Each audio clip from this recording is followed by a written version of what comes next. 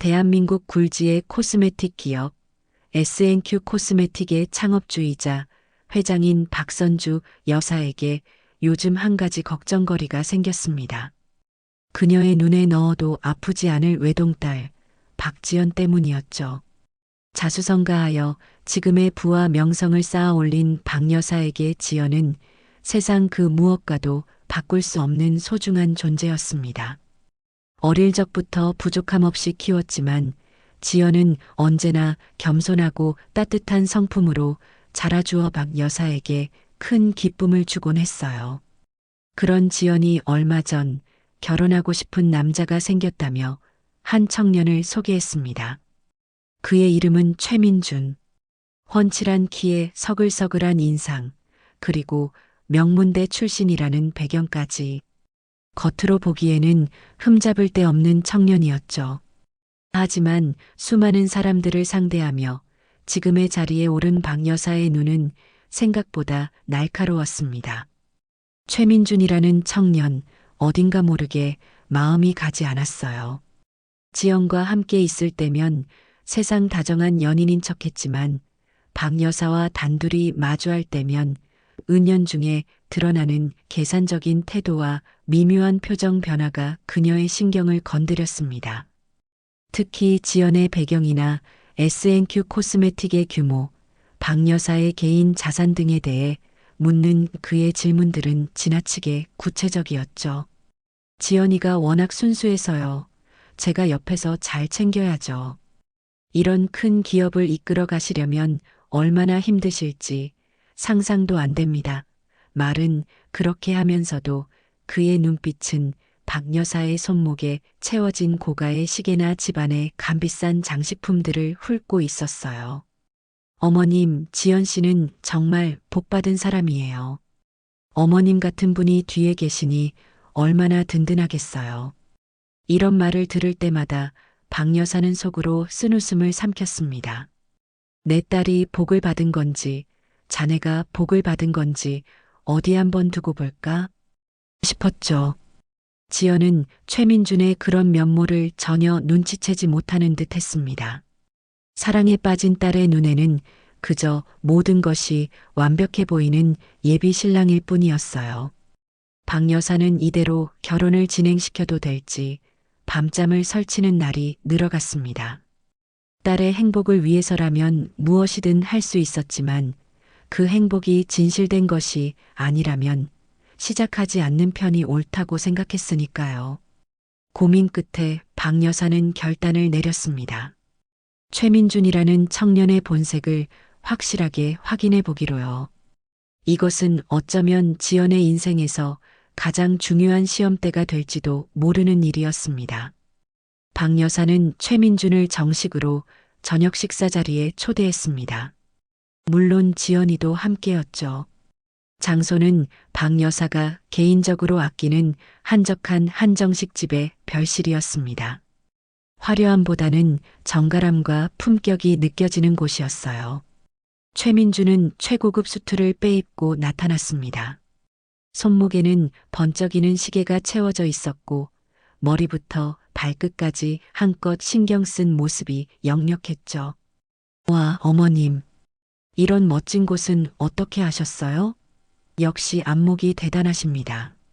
최민주는 과장된 감탄사를 연발하며 박 여사를 치켜 세웠습니다.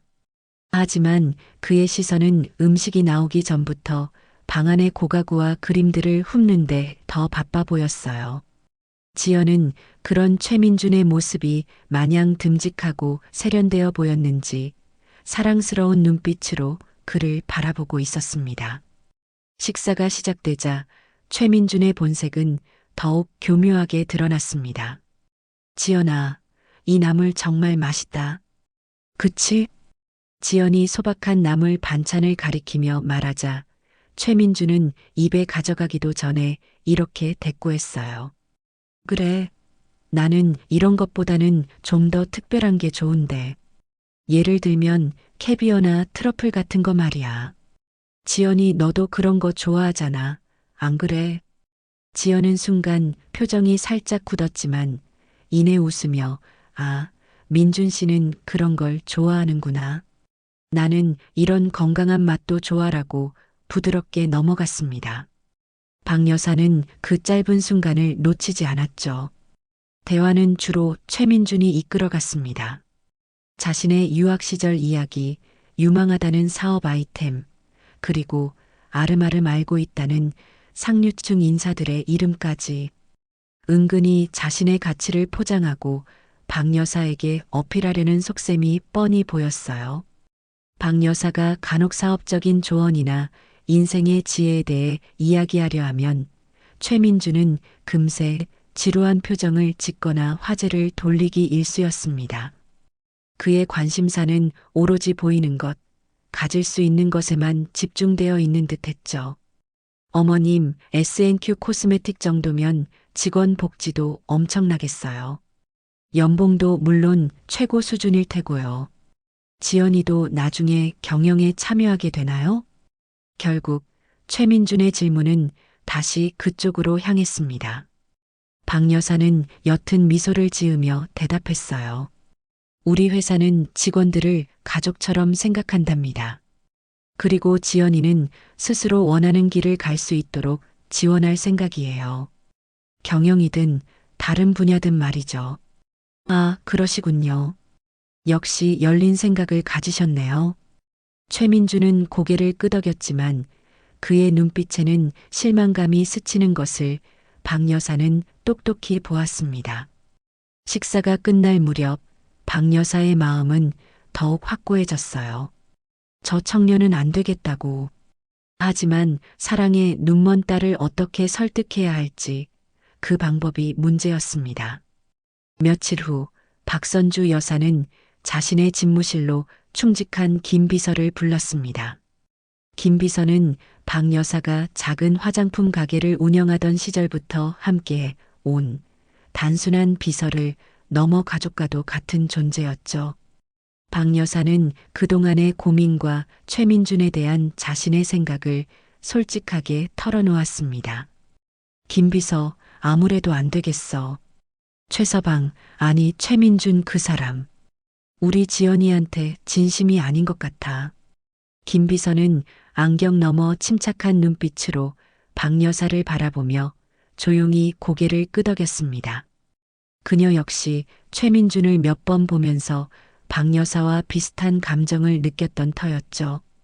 회장님 심정, 충분히 이해가 갑니다. 그래서 어떻게 하실 생각이신가요? 박 여사는 단호한 표정으로 입을 열었습니다. 지연이에게 직접 말해봤자 듣지 않을 거야. 사랑이라는 게 원래 그런 거니까. 그러니 직접 겪어보게 해야지. 최민준 그 사람이 정말 우리 지연이를 사랑하는 건지 아니면 내 배경을 사랑하는 건지 직접 겪어보게 하신다니요? 내가 하루아침에 알거지가 되는 거야. 모든 걸 잃고 아주 초라한 모습으로 말이지. 김 비서의 눈이 조금 커졌습니다. 하지만 이내 박 여사의 의도를 파악하고는 진지한 얼굴로 되물었어요. 회장님, 정말 그렇게까지 위험 부담이 너무 크지 않겠습니까? 지연 아가씨가 받을 충격도 고려하셔야 하고요. 알아. 하지만 이 방법밖에 없어. 지연이에게는 사업상 큰 문제가 생겨서 당분간 내가 모든 걸 내려놓고 잠적해야 한다고 말할 생각이야. 물론 대외적으로도 그렇게 알려야겠지. 김 비서 자네 도움이 절대적으로 필요해. 박 여사의 목소리에는 흔들림이 없었습니다. 우선 우리가 지낼 만한 아주 낡고 허름한 집을 하나 구해줘요. 도시 외곽에 누가 봐도 딱한 처지구나 싶을 만한 곳으로. 그리고 내가 가진 모든 것들, 이 집, 차, 회사 지분까지 전부 자네에게 잠시 맡기겠네. 대외적으로는 자네가 내 재산을 관리하는 것처럼 보이지만 실제로는 모든 권한을 자네가 행사하게 될 거야. 김 비서는 잠시 생각에 잠겼다가 결연한 표정으로 대답했습니다. 회장님의 뜻이 정그러시다면 따르겠습니다. 하지만 모든 준비에는 시간이 필요합니다. 그리고 이 계획은 극비리에 진행되어야 하고요. 물론이지. 자네만 믿겠네. 최민준 그 사람의 가면을 벗겨내고 우리 지연이가 진실된 행복을 찾을 수 있도록. 이게 어미로서 내가 해줄 수 있는 마지막 역할인지도 모르겠어. 박 여사의 눈빛이 형형하게 빛났습니다. 거대한 계획의 서막이 오르고 있었죠. 그녀는 자신의 모든 것을 걸고 딸의 미래를 위한 위험한 도박을 시작하려 하고 있었습니다. 모든 것은 오직 지연의 진정한 행복을 위해서였어요. 이제 주사위는 던져졌고 앞으로 어떤 결과가 펼쳐질지는 아무도 예측할 수 없었습니다. 박선주 여사의 은밀한 계획이 시작된 지 일주일 후 지연은 어머니로부터 청천벽력 같은 소식을 전해 들었습니다. S&Q 코스메틱에 갑작스러운 위기가 닥쳐 어머니가 평생을 바쳐 일군 모든 것을 잃게 되었다는 내용이었죠. 회사는 물론이고 살고 있던 저택과 모든 재산이 하루아침에 사라졌다는 것이었습니다. 박 여사는 지연에게 전화를 걸어 떨리는 목소리 물론 연기였습니다로 상황을 설명했어요. 지연아, 엄마가 다 잃었다. 아무것도 남지 않았어. 수화기 너머로 들려오는 어머니의 절망적인 목소리에 지연은 눈앞이 캄캄해지는 것을 느꼈습니다. 믿을 수 없는 현실이었죠. 엄마, 그게 무슨 말이야? 갑자기 왜 어떻게 된 거야? 미안하다, 딸아. 자세한 건 만나서 얘기하자꾸나. 당분간은 아주 외딴 시골집에서 지내야 할 것 같아. 너라도 와서 엄마 곁에 있어주면 안 되겠니? 박 여사는 일부러 더 처량하고 약한 모습을 보였습니다. 지연은 당장이라도 어머니에게 달려가고 싶었죠. 어머니가 알려준 주소는 생각보다 훨씬 더 멀고 외진 곳이었습니다. 지연은 이 충격적인 소식을 최민준에게 어떻게 전해야 할지 막막했습니다. 그가 어머니의 재력을 얼마나 중요하게 생각하는지 어렴풋이나마 느끼고 있었기 때문이었죠. 약속 장소에 나간 지연은 평소와 달리 어두운 표정으로 최민준을 맞이했습니다. 민준 씨, 우리 엄마한테 큰일이 생겼어. 최민준은 지연의 심상치 않은 표정에 의아한 듯 물었습니다. 큰일이라니? 무슨 일인데 그래, 자기야. 우리 엄마 회사가 완전히 망했대. 지금 빈털터리가 돼서 시골의 낡은 집으로 가셨어. 지연의 목소리는 떨리고 있었고 눈에는 금방이라도 눈물이 쏟아질 듯 눈물이 그렁그렁 맺혔습니다. 최민준의 얼굴이 순간적으로 굳어지는 것을 지연은 보았습니다. 그의 입가에 걸려있던 부드러운 미소도 사라졌죠. 최민준은 한동안 아무 말도 하지 못했습니다. 그의 머릿속은 복잡하게 돌아가는 듯 보였어요. 잠시 후 그는 믿을 수 없다는 듯이 물었습니다. 뭐, 장모님이 망하셨다고? 그 S&Q 코스메틱이 갑자기? 아니, 어떻게 그럴 수가 있어? 그의 목소리에는 지연에 대한 걱정보다는 당혹감과 실망감이 더 크게 묻어나왔습니다. 나도 자세한 건 몰라. 하지만 사실이야. 그래서 내가 지금 엄마한테 가보려고 해. 민준 씨도 같이 가줄 수 있을까? 지연은 불안한 눈빛으로 최민준을 바라보았습니다. 최민준은 잠시 망설이는 기색을 보이더니 마지못해 고개를 끄덕였죠. 그렇게 두 사람은 박 여사가 머물고 있다는 시골집으로 향했습니다. 내비게이션이 안내하는 길은 점점 더 좁아지고 험해졌어요. 최민준의 고급 세단이 비포장도로를 지날 때마다 그의 미간에는 짜증스러운 주름이 깊게 패였습니다. 마침내 도착한 곳은 금방이라도 쓰러질 듯한 낡은 농가였습니다. 페인트는 다 벗겨져 있었고 마당에는 잡초만 무성했죠. 최민주는 차에서 내리자마자 코를 막고 인상을 찌푸렸습니다. 자기야, 여기서 장모님이 지내신다고? 말도 안 돼. 이건 사람이 살 만한 곳이 아니잖아. 그의 목소리에는 경멸감마저 서려 있었습니다. 지연은 그런 그의 반응에 마음이 아팠지만 애써 태연한 척하며 집 안으로 들어섰습니다. 박 여사는 초라한 옷차림으로 딸과 최민준을 맞이했어요. 집안은 밖에서 본 것보다 더 심각했습니다. 퀴퀴한 냄새와 함께 냉기가 감돌았죠. 최민준은 집안을 둘러보며 노골적으로 불쾌한 표정을 지었습니다. 박 여사는 일부러 더 궁상맞은 저녁 식사를 준비했습니다. 멀건 된장찌개에 김치, 그리고 나물 몇 가지가 전부였죠. 그나마도 양이 많지 않아 보였습니다. 식탁이라고 부르기도 민망한 작은 상에 음식이 차려지자 최민준의 표정은 더욱 굳어졌어요. 어머님, 저녁은 이게 전부인가요? 그의 말에는 가시가 돋쳐 있었습니다. 박 여사는 힘없는 미소를 지으며 대답했죠. 미안하네, 최서방. 지금은 이게 내가 차릴 수 있는 최선이라서.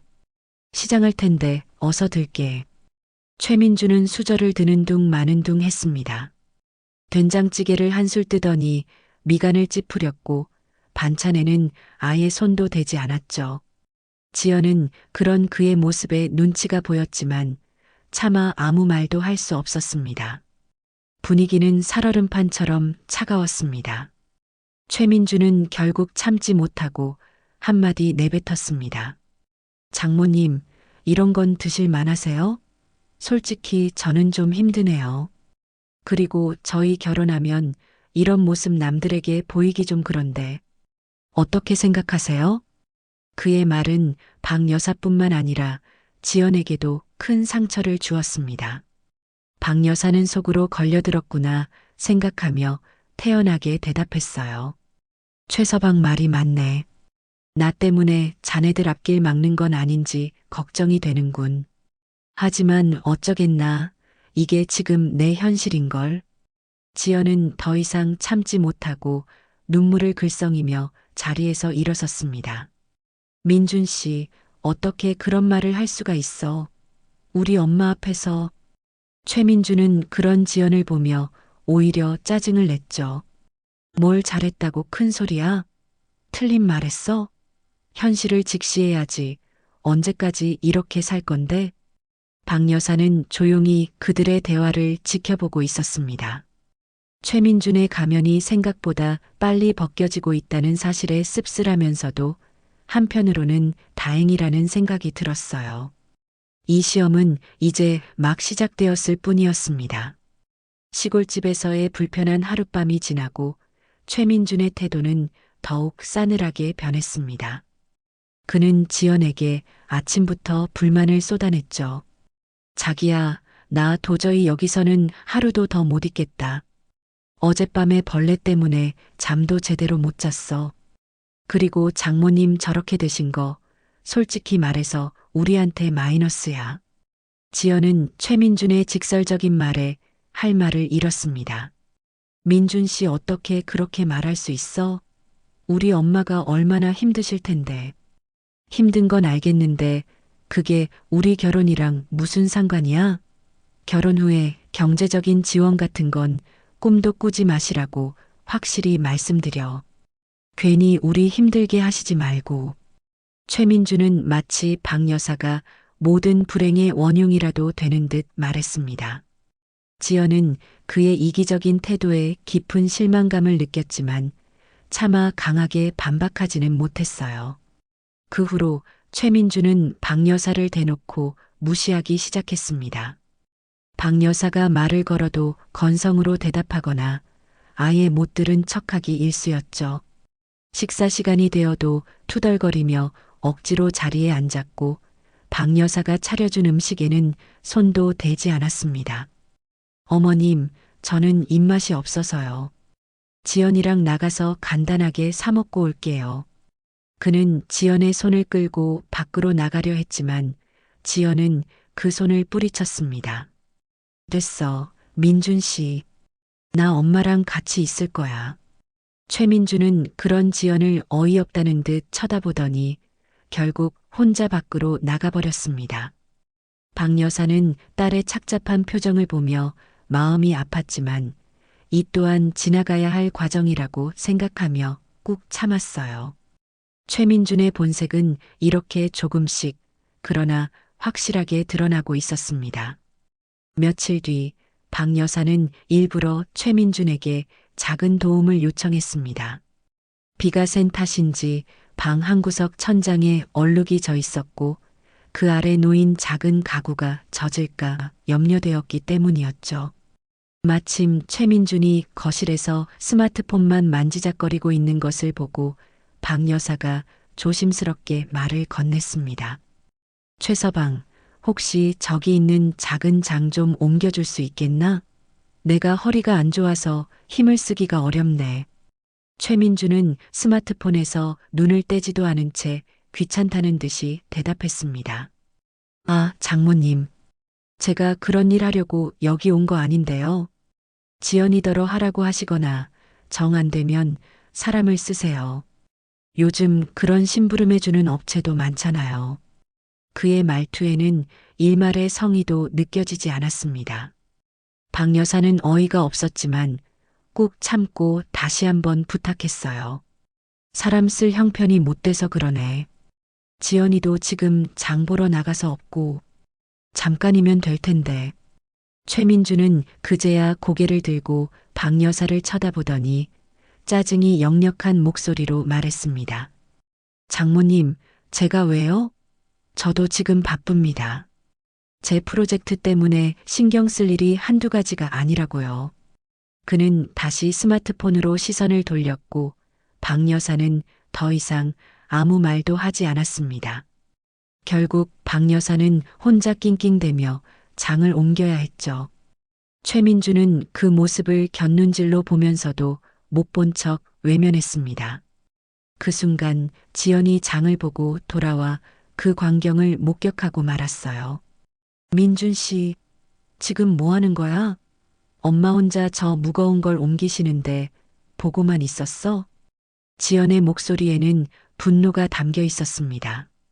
최민주는 당황한 기색도 없이 뻔뻔하게 대꾸했죠. 내가 왜 그런 걸 해야 하는데? 그리고 장모님이 알아서 하신다는데 뭘. 자기야, 너무 예민하게 굴지 마. 지연은 최민준의 태도에 기가 막혔습니다. 두 사람 사이에는 싸늘한 냉기류가 흘렀어요. 박 여사는 조용히 딸의 어깨를 다독이며 상황을 중재하려 했지만 지연의 마음속에는 이미 커다란 실망감이 자리 잡고 있었습니다. 주말이 되자 최민주는 자신의 친구 2명을 박 여사의 시골집으로 데리고 왔습니다. 미리 연락도 없이 들이닥친 것이었죠. 친구들은 하나같이 값비싼 옷차림에 외제차를 몰고 왔습니다. 최민주는 그들 앞에서 마치 자신이 대단한 아량이라도 베푸는 것처럼 허세를 부렸어요. 여기가 우리 예비 장모님 댁이야. 사정이 좀 안 좋아지셔서 요즘 여기서 지내시거든. 그래도 뭐 나 정도 되니까 이런 것도 다 감수하는 거지. 안 그러냐? 친구들은 집안을 둘러보며 서로 눈빛을 교환하더니 최민준에게 아부하듯 말했습니다. 야, 최민준. 너 정말 대단하다. 나라면 상상도 못할 일인데. 그러게 말이다. 지연 씨가 너한테 정말 잘해야겠다. 최민준은 어깨를 으쓱하며 의기양양한 표정을 지었습니다. 박 여사와 지연은 그들의 대화를 들으며 불편한 기색을 감출 수 없었죠.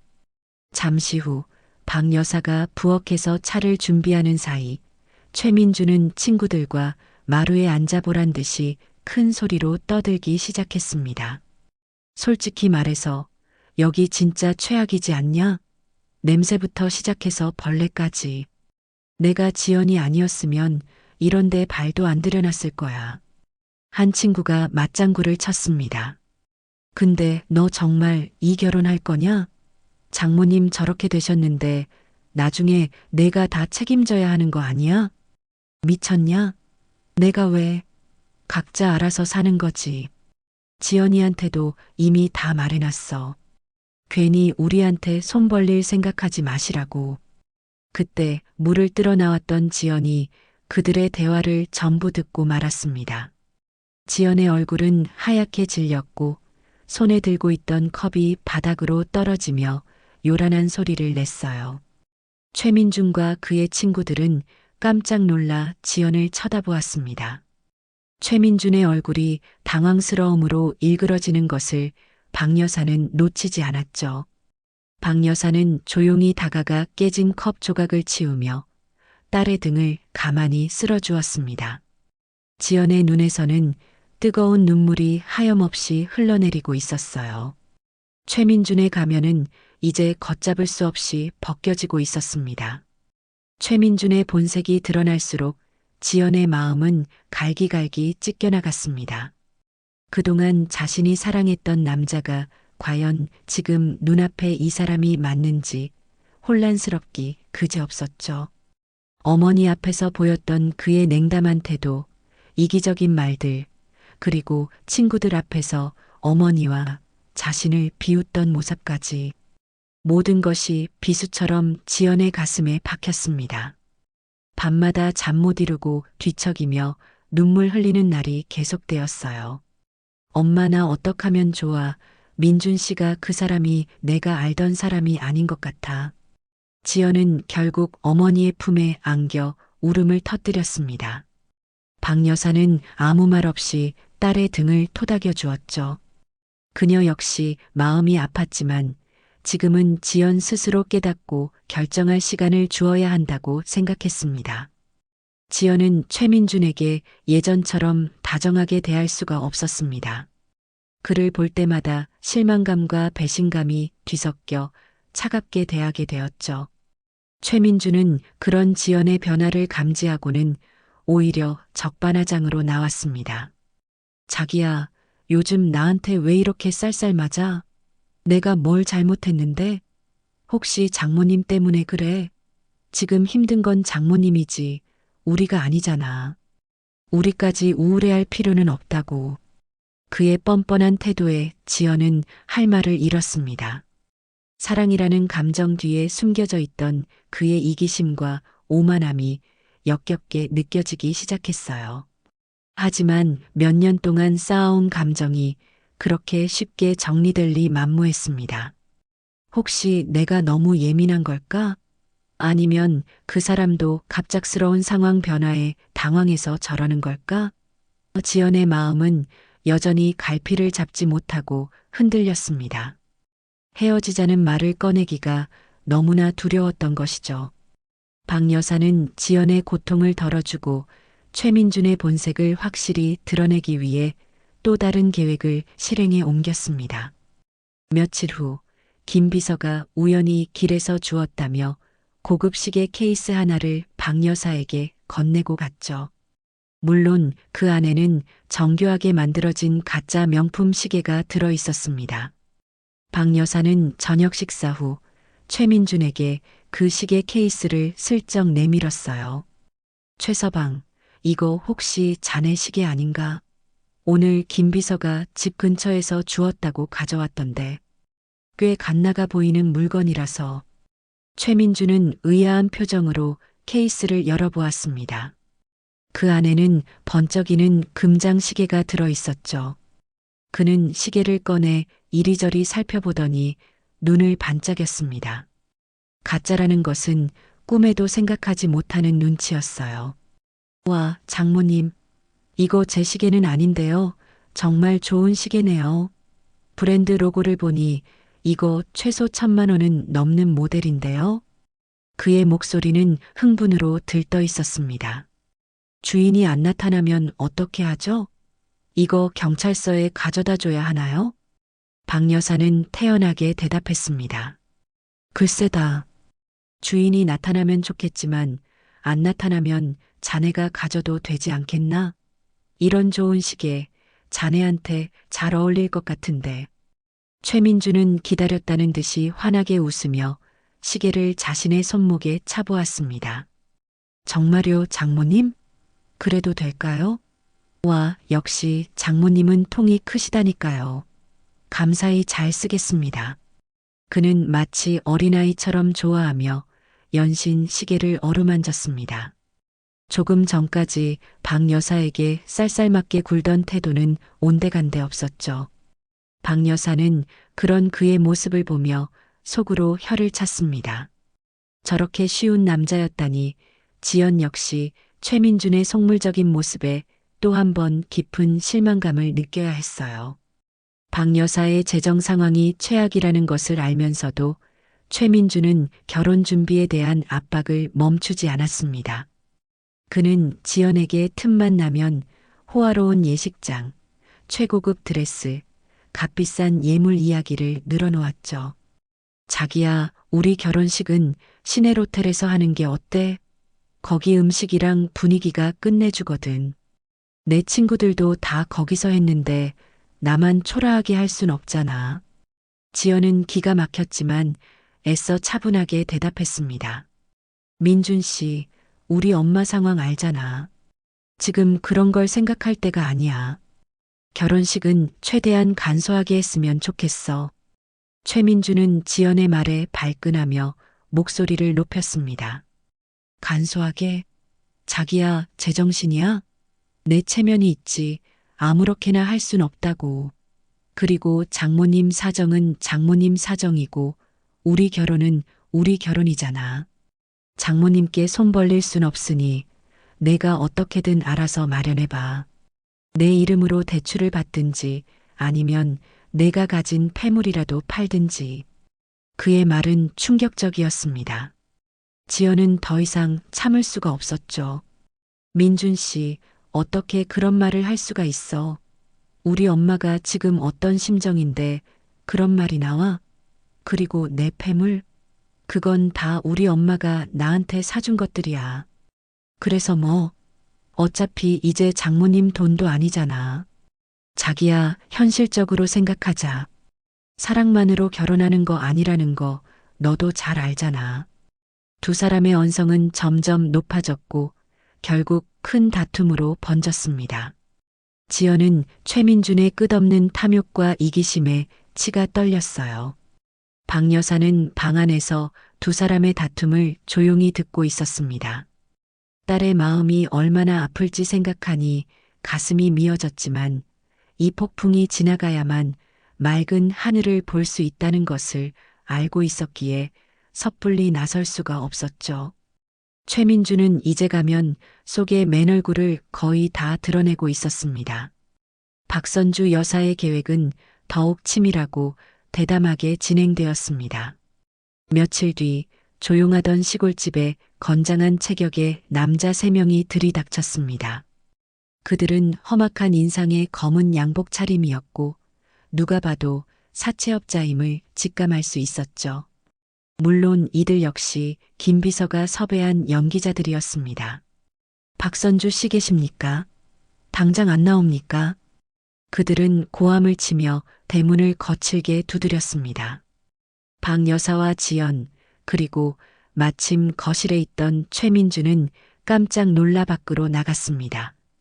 사내들은 박 여사를 보자마자 빛 독촉장을 내밀며 험악한 말을 쏟아냈어요. 당신이 박선주 맞지? 당장 빌려간 돈 안 갚아. 오늘이 마지막 날인 거 몰라. 이 집이라도 팔아서 갚아야 할 거 아니야. 당장 안으로 들어가서 값 나가는 거 뭐 있는지 찾아보자.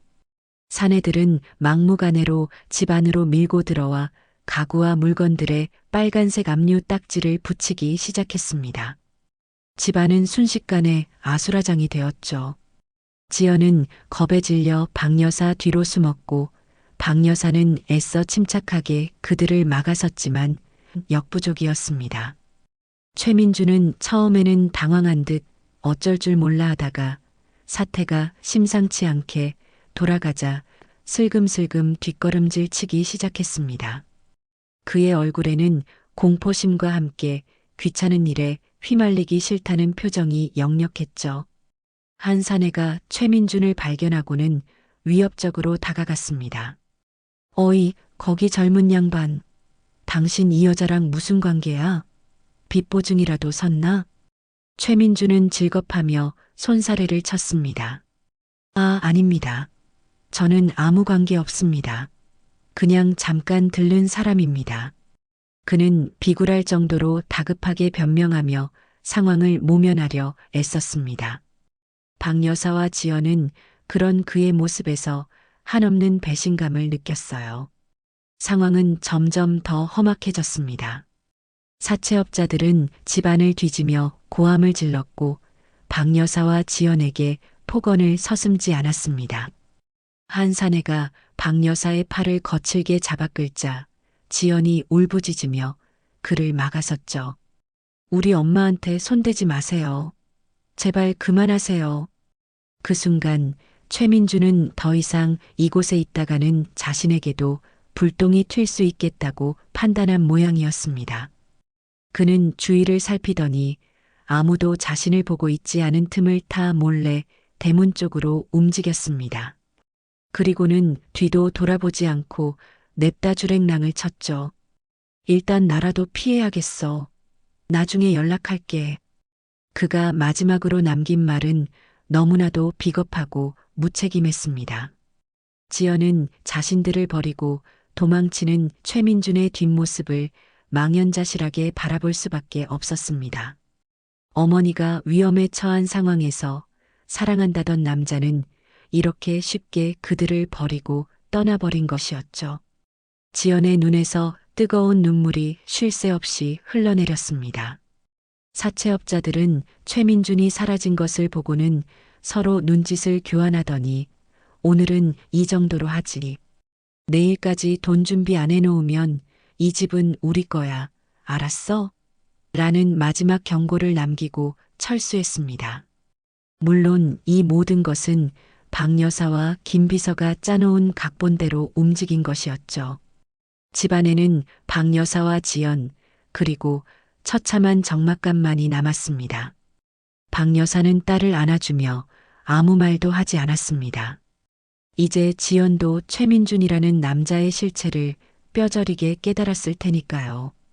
가짜 사채업자들이 휩쓸고 간 후 박 여사는 그 충격으로 쓰러진 척 연기를 시작했습니다. 지연은 겁에 질려 어쩔 줄 몰라 하며 급히 119에 신고하려 했지만 박 여사는 간신히 지연을 말리며 근처의 작은 개인 병원으로 데려다 달라고 부탁했죠. 물론 이 병원 역시 미리 섭외된 곳이었습니다. 의사는 박 여사를 진찰한 후 큰 충격으로 인한 쇼크와 과로가 겹친 것 같습니다. 며칠간 안정을 취하셔야 합니다라고 진단했습니다. 지연은 병실에 홀로 누워있는 어머니를 보며 눈물을 삼켰습니다. 그리고 용기를 내어 최민준에게 전화를 걸었죠.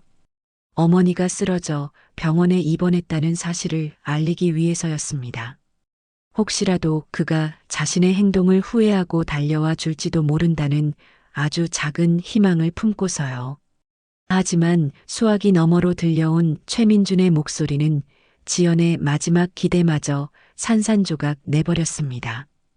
뭐, 장모님이 쓰러지셨다고? 그래서 지금 병원이라고? 그의 목소리에는 걱정이나 염려보다는 귀찮음과 짜증이 가득했습니다. 그래서 나더러 뭘 어쩌라는 거야? 내가 의사도 아니고. 그리고 나 지금 바빠. 어제 그 일 때문에 얼마나 놀랐는지 알아?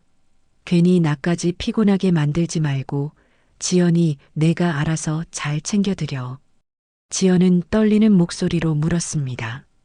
민준 씨 병문안이라도 와줄 수 없어? 엄마가 민준 씨 찾으시면 어떡해. 내가 지금 그런 거 신경 쓸 때가 아니야. 나도 내일이 있다고. 그리고 솔직히 말해서 이제 장모님 일에 더 이상 엮이고 싶지 않아. 우리 관계도 다시 생각해 봐야 할 것 같고. 최민주는 일방적으로 전화를 끊어버렸습니다.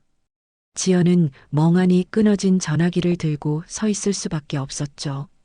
그의 냉혹함과 이기심은 상상을 초월했습니다. 박 여사는 딸의 굳어진 표정을 보며 이 길고 고통스러운 연극이 이제 막바지에 다다르고 있음을 직감했습니다. 최민주는 스스로 자신의 무덤을 파고 있었으니까요. 어머니 박선주 여사가 병원에 입원한 지 사흘째 되는 날 지연은 최민준으로부터 만나자는 연락을 받았습니다. 혹시나 어머니의 병문안이라도 오려나 아니면 지난번에 냉담했던 태도에 대해 사과라도 하려나 지연의 마음속에는 신락 같은 기대감이 아주 없지는 않았죠. 하지만 약속 장소에 나타난 최민준의 표정은 싸늘하기 그지없었고 그의 입에서 나온 첫마디는 지연의 마지막 희망마저 여지없이 부숴버렸습니다. 그는 병원 근처의 한적한 카페에서 지연을 만나자마자 본론부터 꺼냈어요. 그의 얼굴에는 일말의 미안함이나 걱정의 기색조차 찾아볼 수 없었습니다. 지연아, 앉아. 할 얘기가 있어서 보자고 했어. 그의 목소리는 평소보다 더욱 낮고 차가웠습니다. 지연은 불안한 마음으로 그의 맞은편에 앉았죠. 주문한 음료가 나오기도 전에 최민주는 폭탄 같은 말을 던졌습니다. 우리 결혼 없던 걸로 하자. 지연은 순간 자신의 귀를 의심했습니다.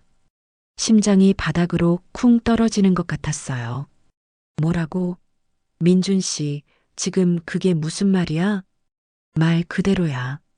이 결혼 더 이상 진행하기 어려울 것 같아. 아니, 안 하는 게 맞겠어.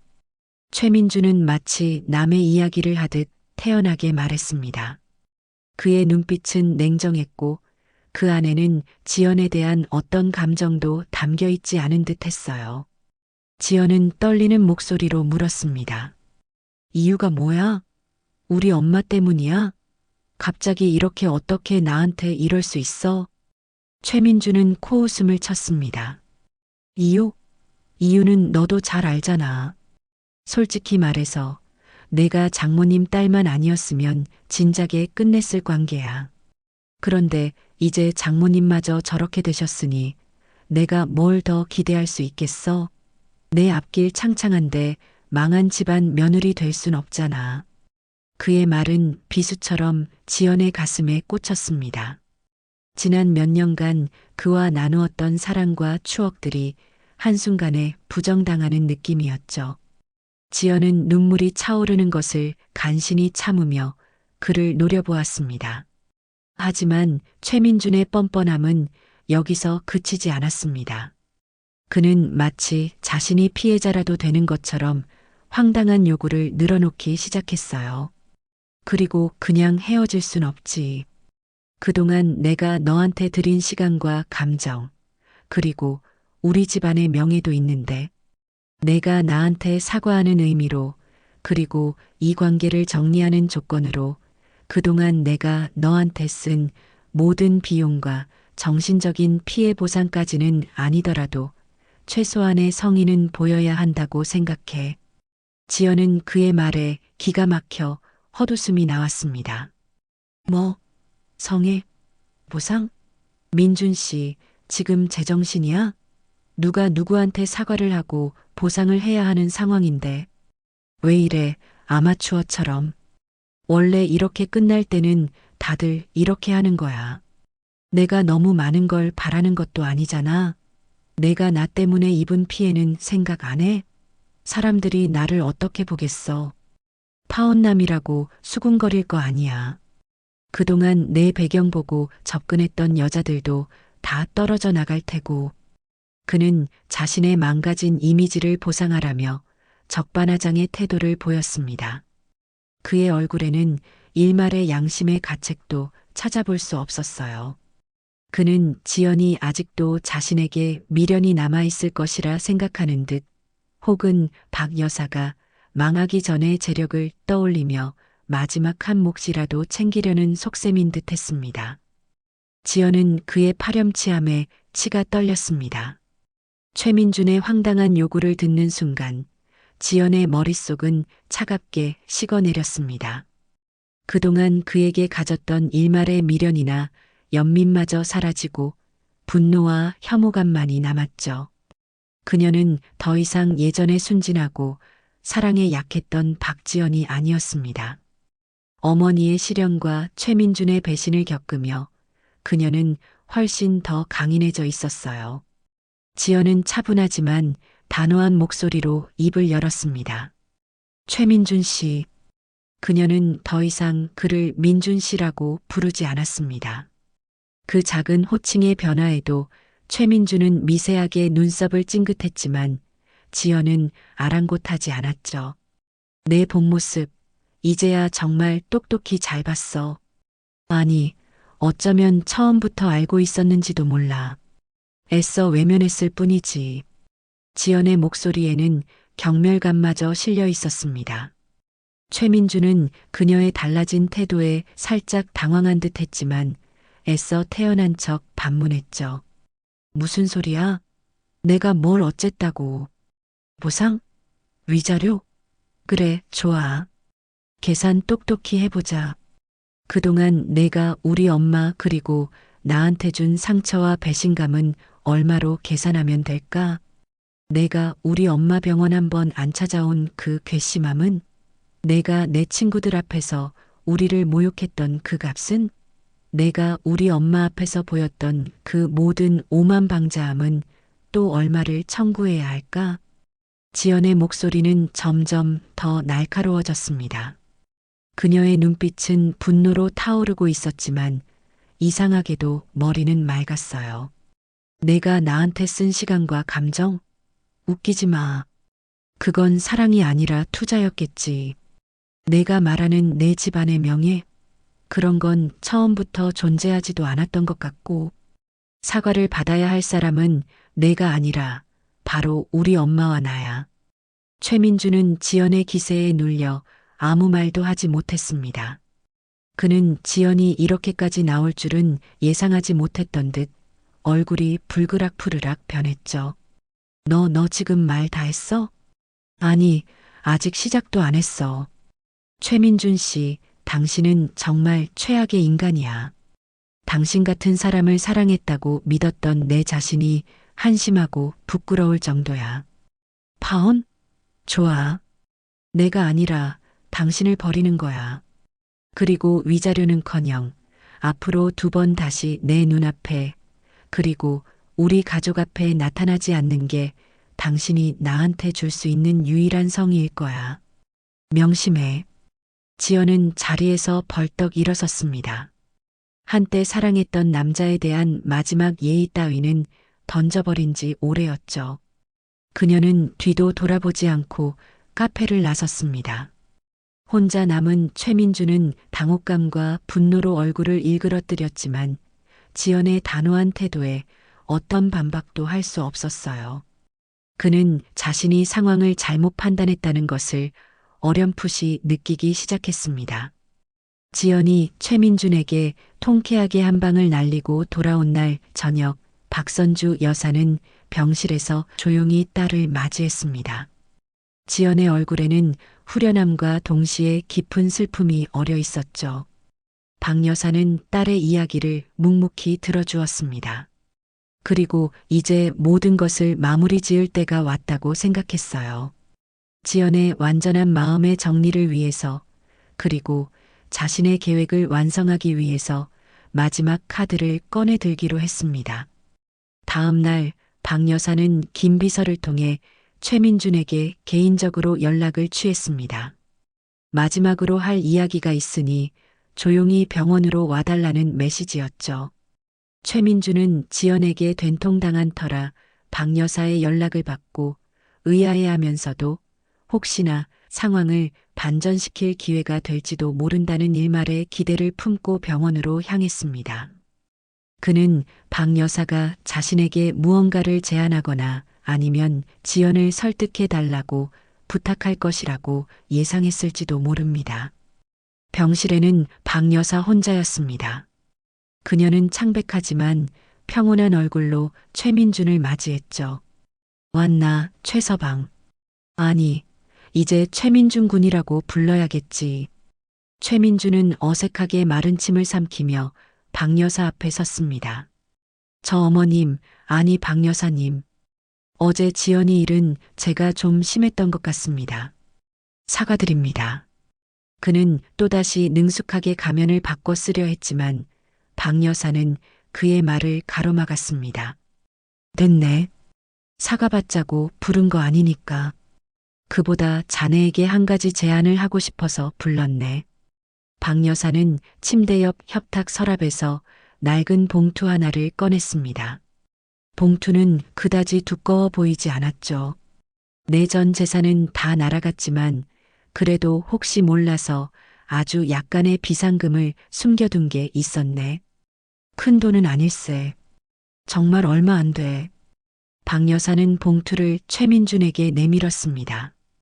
이걸로 우리 지연이와 함께 새 출발을 해볼 생각은 없나? 지금 당장은 어렵겠지만 자네가 마음만 있다면 이 돈으로 작은 가게라도 얻어서 다시 시작해 볼 수 있을 텐데. 지연이도 자네를 많이 좋아했으니. 최민주는 의심스러운 눈초리로 봉투를 받아들었습니다. 봉투 안에는 현금 다발이 들어 있었지만 그가 기대했던 액수에는 턱없이 모자랐죠. 기껏해야 몇백만 원 남짓되어 보이는 돈이었습니다. 그는 실망감을 감추지 못하고 코웃음을 쳤습니다. 장모님, 지금 저랑 장난하시는 겁니까? 이걸로 뭘 하라고요? 이 돈으로는 월세방 하나 구하기도 빠듯하겠습니다. 하물며 가게라니요. 그의 목소리에는 노골적인 경멸과 조롱이 담겨 있었습니다. 그리고 솔직히 말씀드려서 제가 왜 지연이랑 그런 고생을 사서 해야 합니까? 차라리 이 시간에 돈 많은 다른 여자 알아보는 게 훨씬 현실적이고 빠르겠네요. 지연이한테는 미안하게 됐지만 어쩔 수 없죠. 이게 다 장모님 탓 아니겠습니까? 최민주는 돈 봉투를 침대 위로 아무렇게나 던져버렸습니다. 그의 눈빛은 차갑게 빛나고 있었고 거기에는 일말의 인간적인 연민이나 도리 따위는 찾아볼 수 없었어요. 박 여사는 그의 마지막 본색까지 남김없이 확인한 후 조용히 눈을 감았다 떴습니다. 이제 모든 준비는 끝났습니다. 최민준, 그는 스스로 파멸의 길을 선택한 것이나 다름없었으니까요. 박선주 여사에게서 모욕적인 제안 아닌 제안을 받고 돌아온 최민주는 며칠 동안 복잡한 심경에 휩싸였습니다. 지연의 단호했던 태도와 박 여사의 알 수 없는 행동들이 마음에 걸렸죠. 혹시 자신이 무언가 단단히 잘못 판단하고 있는 것은 아닐까 하는 불안감이 엄습했습니다. 혹시 박 여사가 나를 떠보는 건가? 아니면 정말 망한 건가? 그는 밤새 뒤척이며 고민했지만 뾰족한 답을 찾을 수 없었어요. 만약 박 여사가 정말로 재기불능 상태라면 자신이 한 행동은 합리적이었지만 만에 하나 그게 아니라면 상상만 해도 끔찍했습니다. 결국 최민주는 마지막 지푸라기라도 잡는 심정으로 지연에게 다시 연락을 시도했습니다. 그의 이전에 오만하고 당당했던 태도는 온데간데 없었죠. 그는 마치 순한 양처럼 목소리를 낮추고 지연에게 애원하기 시작했습니다. 지연아, 나야, 민준이. 지난번 일은 정말 내가 다 잘못했어. 내가 미쳤었나 봐. 너랑 장모님께 정말 죽을 죄를 지었어. 그의 목소리는 진심으로 뉘우치는 것처럼 들리기도 했지만 지연은 더 이상 그의 연기에 속지 않았습니다. 무슨 말을 하고 싶은 건데? 지연의 목소리는 차갑기 그지없었죠. 내가 그때는 너무 경황이 없어서, 그리고 솔직히 좀 무서워서 그랬어. 남자답지 못하게 너희를 버려두고 도망치고 막말하고 정말 미안해. 한 번만 더 기회를 주면 안 될까? 내가 앞으로 정말 잘할게. 장모님께도 매일 찾아뵙고 용서를 빌고 내 옆에서 평생 그림자처럼 지킬게. 응? 지연아, 제발. 그는 전화기 너머로 거의 울먹이며 매달렸습니다. 만약 예전의 지연이었다면 그의 이런 모습에 마음이 약해졌을지도 모르지만 지금의 지연은 달랐죠. 그의 목소리에서 진심보다는 절박한 계산 속이 느껴졌기 때문입니다. 하지만 지연은 순간적으로 아주 잠깐, 정말 아주 잠깐 흔들리는 자신을 발견했습니다. 몇 년을 사랑했던 사람의 애절한 목소리는 그렇게 쉽게 외면하기 어려웠던 탓일까요? 지연이 최민준의 전화에 어떤 대답도 하지 않고 끊어버린 다음 날 김 비서가 조용히 박 여사의 병실을 찾아왔습니다. 그녀의 손에는 작은 USB 하나가 들려 있었죠. 김 비서는 박 여사와 지연에게 그 USB를 건네며 침착하게 말했습니다. 회장님 아가씨. 그동안 최민준 씨의 동향을 계속 주시하고 있었습니다. 이건 그 과정에서 확보한 자료들입니다. 아가씨께서 직접 확인하시는 것이 좋을 것 같아서 가져왔습니다. 박 여사는 지연에게 눈짓했고 지연은 떨리는 손으로 USB를 받아 병실에 있는 노트북에 연결했습니다. 파일 안에는 여러 개의 음성 녹음 파일과 짧은 영상 클립들이 들어 있었죠. 첫 번째 음성 파일은 최민준이 자신의 친구와 통화하는 내용이었습니다. 야, 박지연네. 완전 끝났지. 장모가 알거지가 됐다는데 내가 미쳤다고 계속 만나냐? 처음부터 그 집 배경 보고 시작한 건데 볼장 다 봤지 뭐. 근데 좀 찜찜한 게 박 회장 그 노인네가 뭔가 숨기는 게 있는 것 같기도 하고 아무튼 지금이라도 발 빼는 게 상책이야. 혹시 모르니 다른 물 좋은 재벌 딸내미 없나 한번 알아봐줘라. 급하다 급해. 지연의 얼굴은 창백하게 굳어갔습니다. 다음 파일은 최민준이 박 여사의 병원 근처 공원에서 누군가와 은밀하게 만나는 영상이었습니다. 상대는 고급 양복을 입은 중년 남성이었고 최민준은 그에게 박 여사와 S&Q 코스메틱의 내부 정보를 캐묻고 있었죠. 심지어 그는 박 여사의 재산 규모와 상속 문제에 대해 집요하게 질문하며 자신이 박 여사의 사위가 될 경우 얻을 수 있는 이익에 대해 떠벌리고 있었습니다. 영상 속 최민준의 표정은 탐욕과 계산으로 가득 차 있었어요. 마지막 파일은 최민준이 지연과 헤어진 직후 다른 여자와 주고받은 메신저 대화 캡처였습니다. 그는 지연과의 관계를 잘못된 투자였다고 표현하며 더 괜찮은 스펙의 여자를 만나 인생 역전해야겠다는 식의 노골적인 대화를 나누고 있었죠. 지연은 더 이상 참지 못하고 노트북을 덮어버렸습니다. 눈에서는 뜨거운 눈물이 쏟아졌지만 그것은 슬픔의 눈물이라기보다는 분노와 허탈함, 그리고 일말의 미련마저 완전히 사라지게 만드는 결정적인 증거 앞에서의 마지막 감정의 배설과도 같았어요. 최민준이라는 인간의 바닥을 본 느낌이었습니다. 박 여사는 조용히 딸의 어깨를 감싸 안았습니다. 김 비서는 말없이 고개를 숙였죠. 이 증거들은 최민준의 가면을 산산조각 내기에 충분하고도 남았습니다. 김 비서가 가져온 결정적인 증거들로 인해 최민준에 대한 마지막 감정의 찌꺼기마저 정리된 지연은 더욱 단단해졌습니다. 박 여사는 이제 최민준을 무너뜨릴 마지막 쐐기를 박을 준비를 했죠.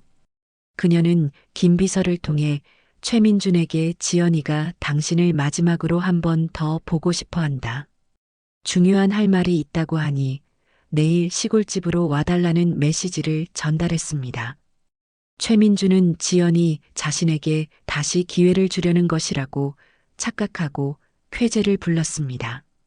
그는 다음날 한껏 멋을 부리고 시골집으로 향했죠. 시골집에는 박 여사와 지연이 그를 기다리고 있었습니다. 박 여사의 표정은 평온했지만 어딘지 모르게 차가웠고 지연의 눈빛은 더 이상 슬픔이 아닌 냉철함으로 가득 차 있었어요. 최민준은 애써 미소를 지으며 그들 앞에 섰습니다. 장모님, 지연아.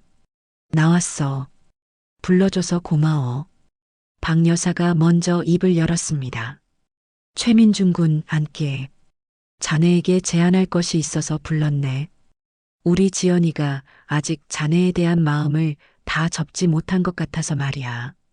최민준의 얼굴에 화색이 돌았습니다.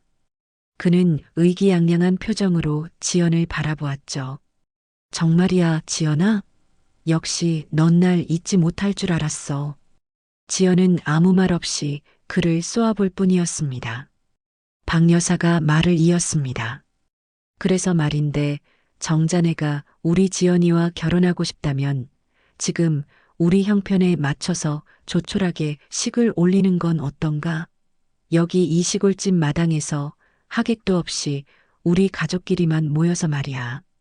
예물이나 예당 같은 건 당연히 생략하고 그냥 서로의 마음만 확인하는 거지. 어떤가? 자네 생각은? 박 여사의 제안에 최민준의 얼굴은 순식간에 굳어졌습니다. 그는 믿을 수 없다는 듯 박 여사와 지연을 번갈아 쳐다보았죠. 네. 자, 장모님 지금 뭐라고 시골집 마당에서요? 하객도 없이요? 그의 목소리는 당황스러움으로 떨리고 있었습니다. 그래. 지금 우리 처지의 호텔 결혼식은 언감생심 아니겠나?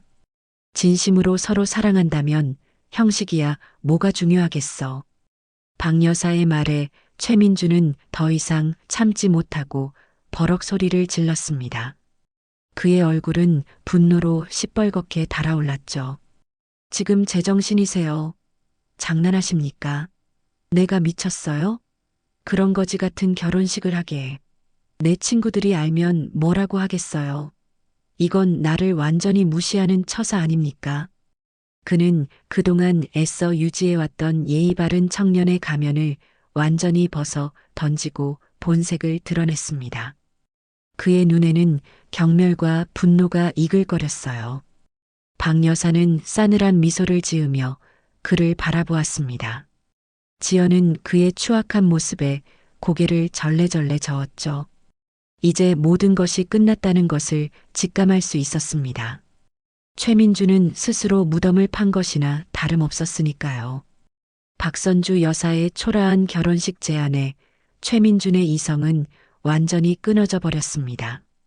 그는 자신이 모욕당했다고 생각했고 더 이상 이 집안과 엮여봤자 얻을 것이 없다고 판단했죠. 아니, 오히려 손해만 볼 것이라는 생각에 치를 떨었습니다. 그는 더 이상 자신의 감정을 숨기려 하지 않았고 쌓였던 불만과 분노를 한꺼번에 터뜨리기 시작했어요. 그의 입에서는 온갖 막말과 저주에 가까운 말들이 쏟아져 나왔습니다. 내가 진짜 이런 꼴까지 당하려고 당신 딸 만난 줄 알아. 당신들이 나한테 어떻게 이럴 수가 있어. 내가 지금까지 당신들 때문에 얼마나 손해를 봤는지 알기나 해? 그는 박 여사와 지연을 손가락질하며 고래고래 소리를 질렀습니다. 그의 얼굴은 증오심으로 일그러져 있었죠. 이딴 거지 같은 집구석이랑은 단 하루도 더 못 있겠다. 냄새나고 벌레 나오는 이런 폐가에서 무슨 놈의 결혼식을 해? 당신들 제정신이야? 내가 누군 줄 알고 감히 나한테 이런 제안을 해? 박 여사는 아무 말 없이 그의 광기를 지켜보았습니다. 지연은 그의 추악한 모습에 경멸감을 느끼며 고개를 돌려버렸죠. 그녀의 눈에는 더 이상 눈물도 흐르지 않았습니다. 오직 차가운 냉소만이 감돌 뿐이었어요. 최민주는 마치 미친 사람처럼 펄펄 뛰며 자신의 분노를 표출했습니다. 박지연, 너랑은 오늘부로 완전히 끝이야. 내가 너 같은 거한테 내 인생을 허비할 뻔했다는 생각만 하면 소름이 돋는다. 내 엄마랑 둘이 여기서 평생 가난하게 살아. 나는 더 좋은 여자 만나서 보란 듯이 잘 살 테니까 두고 보라고. 그는 마지막으로 악담을 퍼붓고는 마치 오물이라도 묻은 듯 자신의 옷을 털며 현관으로 향했습니다. 당장이라도 이 지긋지긋한 곳을 벗어나고 싶다는 듯 걸음이 빨랐죠. 그가 막 대문 손잡이를 잡고 거칠게 열어젖히려던 순간이었습니다. 최민준이 대문을 박차고 나가려던 바로 그 순간 낡은 시골집 대문 앞이 갑자기 소란스러워졌습니다. 어디선가 나타났는지 번쩍이는 검은색 고급 세단 여러 대가 줄지어 좁은 골목길을 가득 메우며 멈춰 섰죠. 최민주는 갑작스러운 상황에 놀라 잠시 동작을 멈추고 어리둥절한 표정으로 그 광경을 바라보았습니다. 차문이 열리고 말끔한 정장 차림의 건장한 남성 여러 명이 먼저 내려 주변을 경호하듯 둘러쌌습니다. 그리고 가장 마지막으로 익숙한 얼굴의 한 여성이 우아하게 차에서 내렸죠. 바로 박선주 여사의 충직한 비서, 김 비서였습니다. 김 비서는 평소 박 여사 옆에서 보던 단정한 비서의 모습과는 사뭇 달랐습니다. 최고급 소재의 정장은 그녀의 유능함을 더욱 돋보이게 했고 그녀의 손짓 하나하나에는 카리스마가 넘쳤죠. 그녀는 주변을 둘러보던 경호원들에게 가볍게 고갯짓을 한 후 곧장 박 여사가 있는 집 안으로 망설임 없이 들어섰습니다. 그리고 최민주는 거들떠보지도 않은 채 박 여사 앞에 멈춰서서 깍듯하게 90도로 허리를 숙여 인사했습니다. 회장님, 모든 준비가 끝났습니다. 본가로 돌아가실 준비 완벽하게 마치고 대기 중입니다. 그녀의 목소리는 낮고 차분했지만 그 안에는 박 여사에 대한 절대적인 충성과 존경심이 담겨 있었습니다. 회장님이라는 호칭에 최민준의 눈이 휘둥그레졌습니다. 그는 자신이 무언가 단단히 잘못 듣고 있는 것은 아닌지 귀를 의심했죠. 박 여사는 그런 최민준을 싸늘하게 한번 흘겨본 후 김 비서를 향해 고개를 끄덕였습니다. 수고했네, 김 비서. 그럼 슬슬 돌아가 볼까? 그녀의 목소리는 더 이상 힘없고 병약한 노파의 것이 아니었습니다. 그 안에는 S&Q 코스메틱을 이끄는 총수의 위엄과 카리스마가 서려 있었죠. 박 여사는 마치 허물을 벗듯 입고 있던 초라한 옷 대신 김 비서가 준비해 온 고급스러운 실크 블라우스와 정장 스커트로 갈아입기 시작했습니다. 아니, 정확히는 김 비서와 다른 수행원들이 그녀의 시중을 들며 옷을 갈아입혔죠. 순식간에 박 여사는 한적한 시골의 병약한 노인에서 대한민국 재계를 움직이는 여성 기업인의 모습으로 완벽하게 변신했습니다. 최민주는 눈앞에서 벌어지는 광경을 도저히 믿을 수가 없었습니다. 그의 입은 떡 벌어졌고 뇌는 상황을 제대로 인지하지 못하는 듯 멍한 표정만 짓고 있었죠.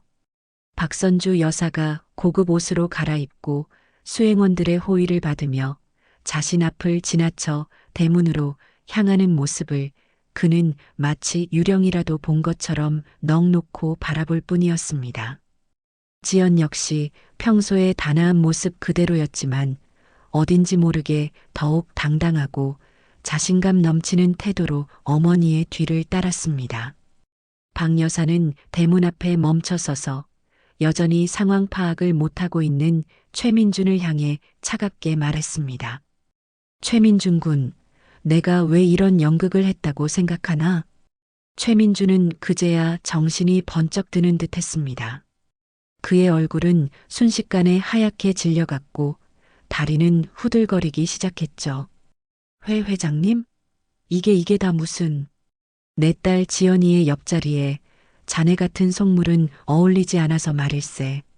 내 눈이 틀리지 않았다는 것을 똑똑히 확인시켜줘서 아주 고맙네 그려.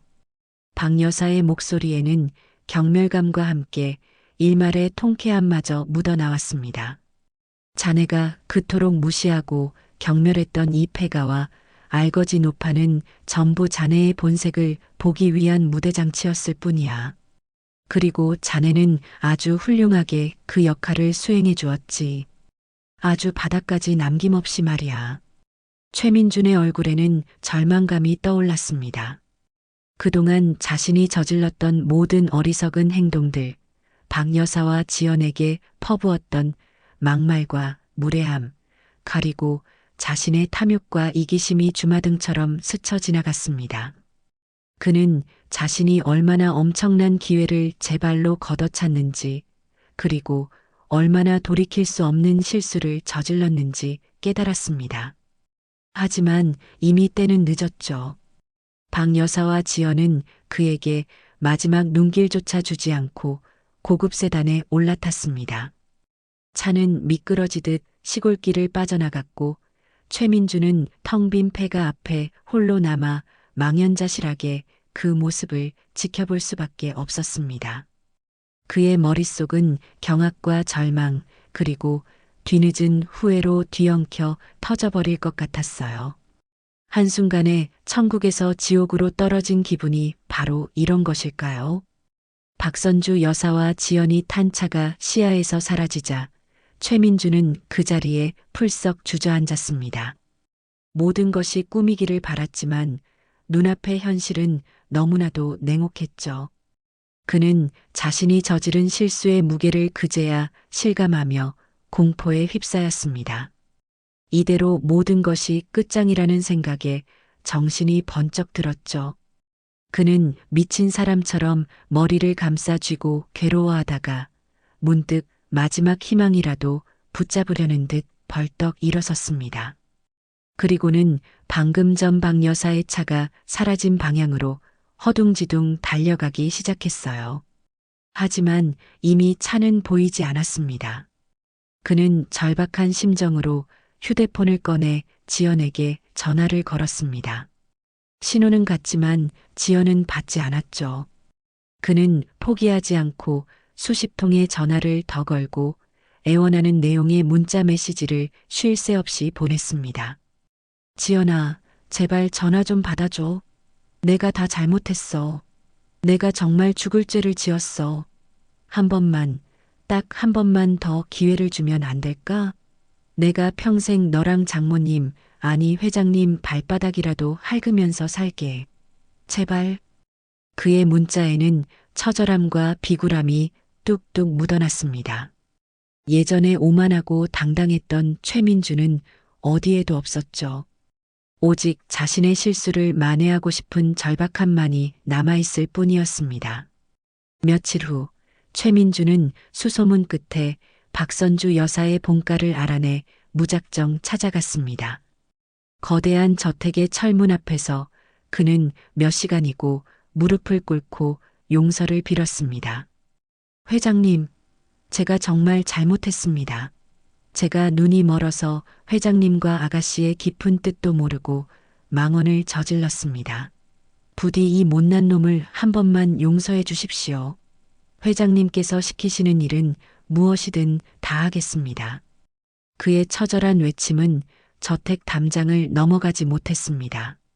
경비원들은 그를 벌레 보듯 쳐다볼 뿐이었고 박 여사나 지연은 코빼기도 내비치지 않았죠. 그의 애원은 결국 공허한 메아리가 되어 돌아올 뿐이었습니다. 그의 눈에서는 뜨거운 후회의 눈물이 흘러내렸지만 그 눈물을 닦아줄 사람도 그의 사과를 받아줄 사람도 아무도 없었습니다. 한때 대한민국 최고 기업의 사위가 될 뻔했던 그의 몰골은 처참하기 그지없었죠.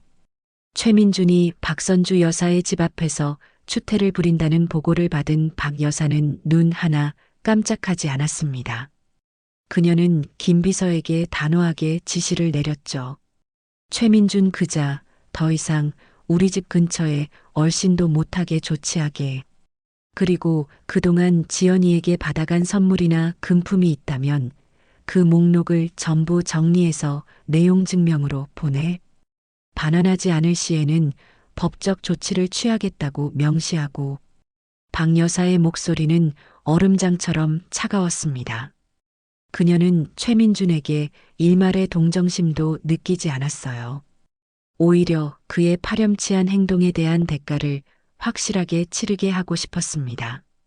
김 비서는 박 여사의 지시대로 신속하게 움직였습니다. 며칠 후 최민준에게는 접근금지 가처분 신청서와 함께 그가 지연과 교제하는 동안 지연에게서 직간접적으로 받아냈던 고가의 선물들과 현금에 대한 반환 청구서가 배달되었습니다. 액수는 그가 상상했던 것보다 훨씬 컸죠. 최민주는 그 서류들을 받아들고 망연자실했습니다.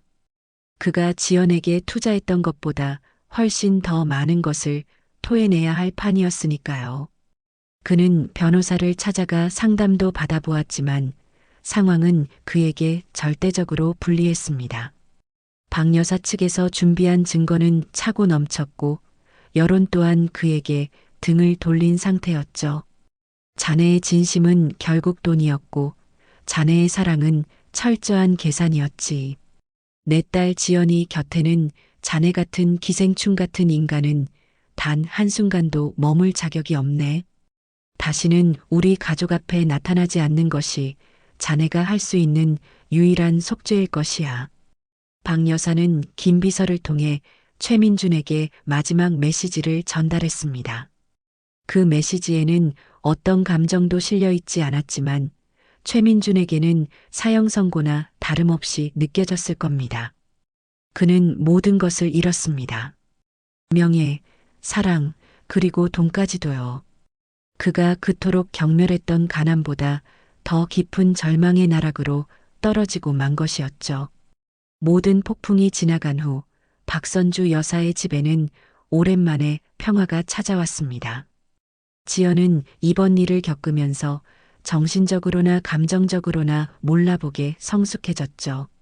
처음에는 최민준에 대한 배신감과 상실감에 힘들어했지만 그의 바닥까지 드러난 본색을 확인하고 나서는 오히려 후련함을 느꼈습니다. 그리고 무엇보다 자신을 위해 이 모든 일을 계획하고 실행한 어머니의 깊은 사랑에 감사함을 느꼈어요. 엄마 고마워. 그리고 미안해. 엄마 말대로 처음부터 그 사람을 제대로 봤어야 했는데. 지연은 어머니의 손을 잡고 진심으로 말했습니다. 박 여사는 그런 딸의 머리를 부드럽게 쓰다듬어 주었죠. 괜찮다, 지연아. 누구나 살면서 실수는 할 수 있는 거야. 중요한 건 그 실수를 통해 무엇을 배우고 어떻게 성장하느냐는 것이지. 너는 이번 일로 아주 값비싼 교훈을 얻었을 테니 앞으로는 사람 보는 안목이 훨씬 더 깊어졌을 거라 믿는다. 두 모녀는 서로를 바라보며 따뜻한 미소를 지었습니다. 예전보다 훨씬 더 끈끈한 유대감과 신뢰가 그들 사이에 자리 잡았음을 느낄 수 있었어요. 지연은 한동안 연애나 결혼에 대해서는 생각하지 않고 자신의 일에 몰두했습니다. S&Q 코스메틱에 입사하여 어머니의 뒤를 이을 준비를 차근차근 시작했죠.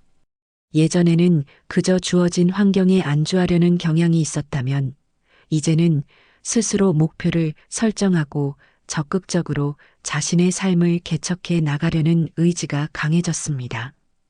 박 여사는 그런 딸의 변화가 대견하고 자랑스러웠어요. 주말이면 두 모녀는 함께 시간을 보내며 소소한 행복을 나누었습니다. 함께 요리를 하거나 영화를 보거나 정원을 가꾸기도 했죠. 집안에는 웃음소리가 끊이지 않았습니다. 최민준이라는 악몽은 이제 그들의 삶에서 완전히 사라진 듯 보였어요. 지연은 진정한 행복이 무엇인지 그리고 진정한 사랑은 어떤 모습이어야 하는지를 어렴풋이나마 깨달아가고 있었습니다. 박선주 여사와 지연의 삶에서 최민준이라는 이름이 희미한 기억의 편린으로조차 남기 어려울 만큼 시간이 흘렀지만 그가 스스로 자초한 업보의 그림자는 그의 남은 생애를 길고도 어둡게 뒤덮고 있었습니다. 박선주 여사가 주도한 예비사위 검증 대작전의 전말은 그가 속했던 세계, 그리고 그가 그토록 갈망했던 상류층 사회의 하나의 전설처럼 혹은 추악한 스캔들로 회자되며 그의 숨통을 조여왔죠. 처음에는 은밀하게 오가는 뒷담화 수준이었으나 익명의 제보자에 의해 사건의 구체적인 정황과 최민준이 파렴치한 행각들이 언론에까지 흘러들어가면서 파장은 걷잡을 수 없이 커졌습니다. 재벌가 사위 지망생의 몰락, 인면수심 예비 신랑의 두 얼굴 등 자극적인 제목의 기사들이 연일 온라인을 장식했고 그의 실명과 얼굴까지 공개되면서 그는 대한민국에서 가장 유명한 속물이자 사기꾼으로 낙인 찍히고 말았습니다. 그가 다니던 외국계 투자 회사는 발칵 뒤집혔습니다. 회사의 이미지를 중시하는 외국계 기업의 특성상 그의 스캔들은 용납될 수 없는 치명적인 결함이었죠. 동료들은 그를 대놓고 경멸했고 상사들은 그에게 잦은 퇴사를 종용했습니다. 버티려 했지만 매일같이 쏟아지는 비난과 따가운 시선을 견딜 재간이 없었죠. 결국 그는 쫓겨나듯 회사를 나올 수밖에 없었습니다. 그가 한때 자신의 능력이라 믿었던 것들, 명문대 졸업장, 유창한 외국어 실력, 번지르르한 경력은 새로운 직장을 구하는데 아무런 도움도 되지 못했습니다. 오히려 그의 이름 앞에는 박선주 회장 전 예비사위라는 꼬리표가 붙어 다녔고 면접관들은 호기심과 경멸이 뒤섞인 눈으로 그를 대할 뿐이었죠. 어떤 회사는 면접 자리에서 대놓고 그의 과거를 비웃으며 모욕감을 주기도 했습니다. 그의 사회적 생명은 사실상 끝난 것이나 다름없었습니다. 가족들마저 그에게 등을 돌렸습니다. 그의 부모는 아들의 어리석음과 탐욕이 가문을 먹칠했다며 대노했고 더 이상 우리 아들이 아니다라며 의절을 선언하기에 이르렀죠. 한때 그를 자랑스러워했던 친척들은 이제 그의 이름조차 입에 올리기를 꺼렸습니다. 그가 도움을 청할 수 있는 곳은 어디에도 없었어요. 지연과 교제하며 얻었던 고가의 선물들은 박여사 측의 반환 청구 소송에 휘말려 헐값에 처분해야 했고 그나마 가지고 있던 작은 오피스텔 역시 빚을 갚기 위해 넘어가 버렸습니다. 한때 강남의 고급바와 레스토랑을 제 집처럼 드나들던 그는 이제 변두리의 허름한 고시원 쪽방에서 끼니를 걱정하는 신세로 전락했죠.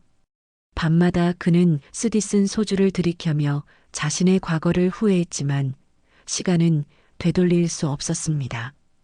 거울에 비친 자신의 모습은 초라하고 남루하기 짝이 없었죠. 한때 야망으로 빛나던 그의 눈빛은 이제 공허함과 절망 그리고 스스로에 대한 깊은 혐오감으로 흐려져 있었습니다.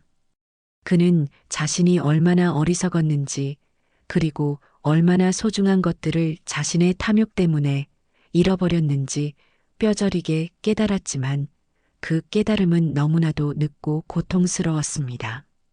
이것이 바로 인간의 도리를 저버리고 물질적인 욕망만을 쫓았던 자의 비참한 말로였죠. 최민준이 나락으로 떨어지는 동안 박선주 여사의 이름과 그녀가 이끄는 S&Q 코스메틱의 위상은 역설적으로 더욱 높아져만 갔습니다. 그녀의 예비사위 검증 대작전은 단순한 가십을 넘어 하나의 사건으로 인식되며 다양한 해석과 평가를 낳았죠.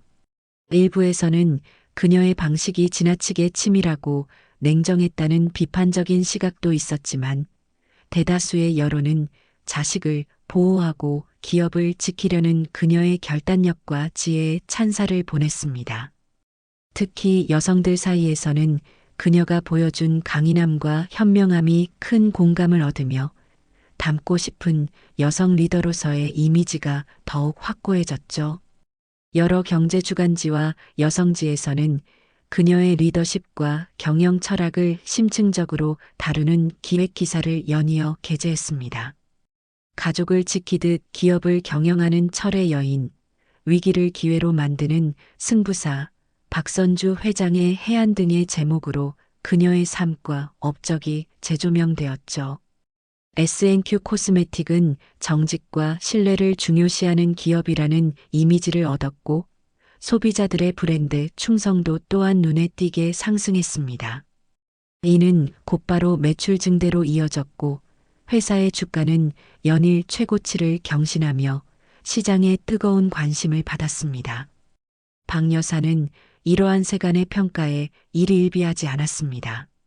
그녀는 자신의 자리에서 묵묵히 기업을 이끌었고 오히려 이번 일을 계기로 기업의 사회적 책임과 윤리 경영을 더욱 강화하는 모습을 보였죠.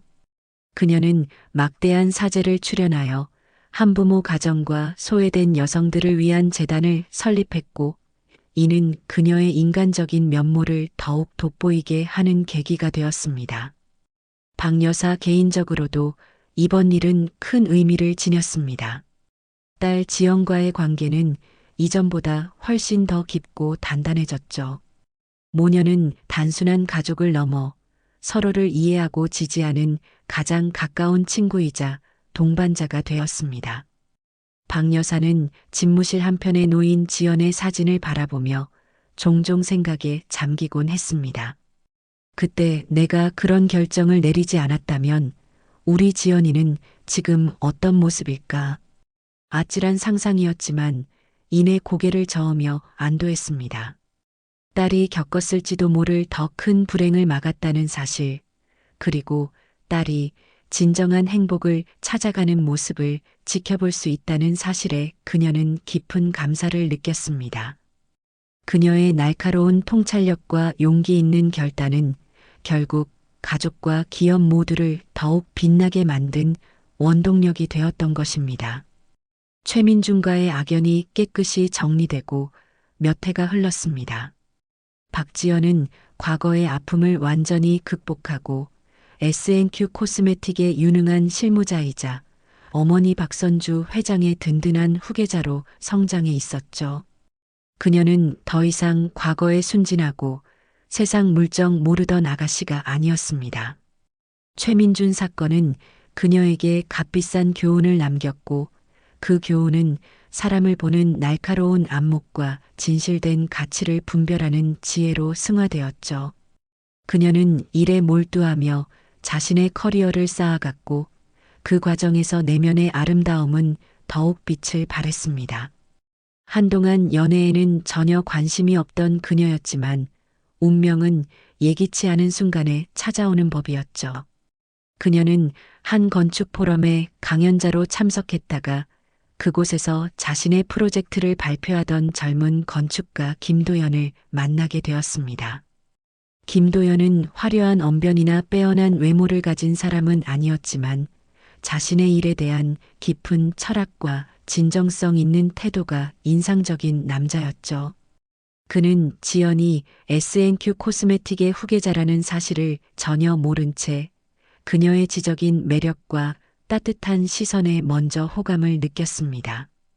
몇 번의 우연한 만남과 대화를 통해 지연 역시 그의 소박하지만 깊이 있는 내면과 성실함에 점차 마음을 열게 되었어요. 그는 지연의 배경이나 재산에는 전혀 관심이 없었고 오직 지연이라는 한 사람의 인격과 가치관을 존중했습니다. 그와 함께 있을 때 지연은 가장 편안하고 자유로운 자신을 느낄 수 있었죠. 박선주 여사 역시 김도연을 몇 번 만나본 후 그의 꾸밈 없는 모습과 진솔함에 큰 만족감을 느꼈습니다. 그는 박 여사 앞에서도 조금도 위축되거나 과장된 행동 없이 자신의 생각과 미래에 대한 계획을 차분하고 예의 바르게 이야기했죠. 박 여사는 그의 눈빛에서 최민준에게서는 결코 찾아볼 수 없었던 진정성과 상대방에 대한 존중심을 발견했습니다. 이런 사람이라면 우리 지연이의 남은 생을 맡겨도 좋겠다는 확신이 들었죠. 1년여의 교제 끝에 지연과 김도연은 양가 가족들의 진심 어린 축복 속에서 아름다운 결혼식을 올렸습니다. 결혼식은 화려한 규모보다는 두 사람의 사랑과 앞날을 축복하는 따뜻한 분위기로 가득했죠. 하객들의 얼굴에는 진심 어린 미소가 넘실거렸습니다. 박 여사는 딸의 손을 잡고 식장으로 들어서는 사위의 믿음직한 뒷모습과 세상에서 가장 행복한 미소를 짓고 있는 딸의 얼굴을 번갈아 바라보며 눈시울을 붉혔습니다. 그 눈물은 슬픔이 아닌 깊은 안도감과 감사함, 그리고 딸의 행복을 향한 진정한 축복의 눈물이었죠. 식이 끝난 후 피로연에서 지연과 김도연은 서로의 손을 꼭 잡고 하객들에게 인사를 건넸습니다. 그들의 모습은 마치 한 폭의 그림처럼 아름다웠고 그곳에 모인 모든 사람들은 그들의 앞날이 사랑과 행복으로 가득하기를 진심으로 기원했습니다. 박선주 여사는 그 모습을 흐뭇하게 바라보며 이제야말로 자신의 가장 큰 숙제를 끝마친 듯한 평온함을 느꼈습니다. 진정한 사랑은 모든 시련을 이겨내고 결국 가장 빛나는 모습으로 피어난다는 것을 그녀는 딸의 행복을 통해 다시 한번 확인하고 있었습니다.